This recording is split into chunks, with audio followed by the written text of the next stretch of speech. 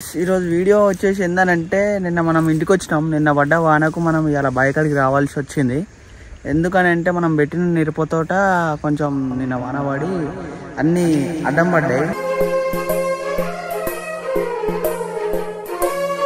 మనం పోయి బయకాడ పని చేయాలి. చెట్లు ఎట్లున్నాయి ఏంది ఎవరెవరు పని చేస్తాం అన్నీ నేను చూపిస్తాను. ఒక్కరోజు రైతుతో బతికి చూడు, అప్పుడు తెలుస్తుంది రైతు పడే కష్టం ఏంటో మీకు. చూడండి, అయితే నేను మా అమ్మ ఇప్పుడు మిరప తోటకు వచ్చినాము. ఇదే మన మిరప తోట. నిన్న పడ్డ వానకు ఇదంతా మొత్తం జర చెట్లన్నీ అడ్డం పడ్డాయి, లేపాలి. ఇప్పుడు మనం చూపిస్తాను నేను ఎట్లా పని చేస్తా ఏంది. ఇగో నడవనికి కూడా వస్తా దీంట్లో. ఇట్లా అడ్డం పడ్డాయి. ఇట్లా అడ్డం పడితే బాధ అనిపిస్తుంది. ఎందుకు పడితే బాధ అనిపిస్తుంది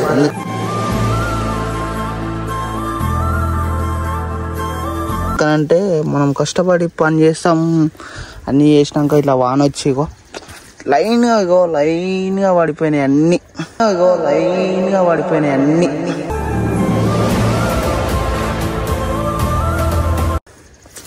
బాధ అనిపిస్తుంది. చెట్టు ఇప్పుడు నేను ఒక్క చేతితోటి చేస్తున్నా పని, ఎందుకంటే మీకు చూపిస్తున్నా కాబట్టి. ఇట్లా చక్కగా ఉంటే మాకు కూడా కొంచెం మంచిగా అనిపిస్తుంది. ఇది తోట అన్నీ ప్రతి ఒక్కటి పడినాయి.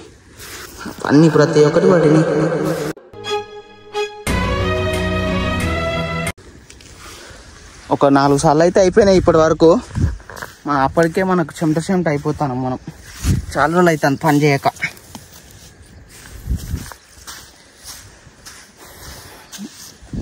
ఒకటి వీడియో తీసుకుంటా మర్చిపోతూనే ఉన్నా.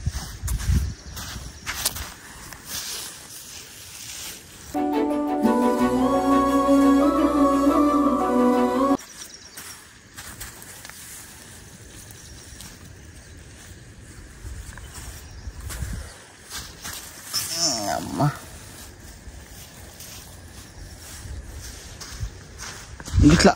ఇట్లా పడిపోతున్నాయి మొత్తం.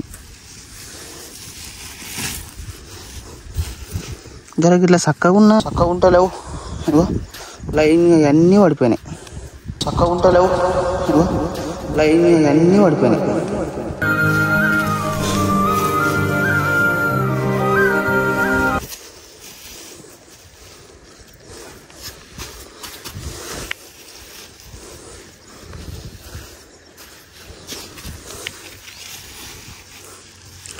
చలో గైస్, నేనైతే మీకు చూపించిన కదా. ఇంకా నాకు చాలా ఇదంతా చెట్లు పడిపోయినాయి, లేపాలి.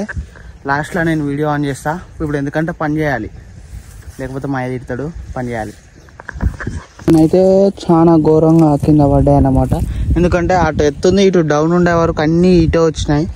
ఇటు వచ్చి మొత్తం కింద పడ్డాయి ఏర్లతో సహా.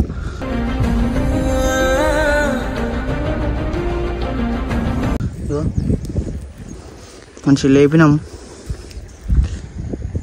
ఇట్లుంటుంది వ్యవసాయం చేస్తే.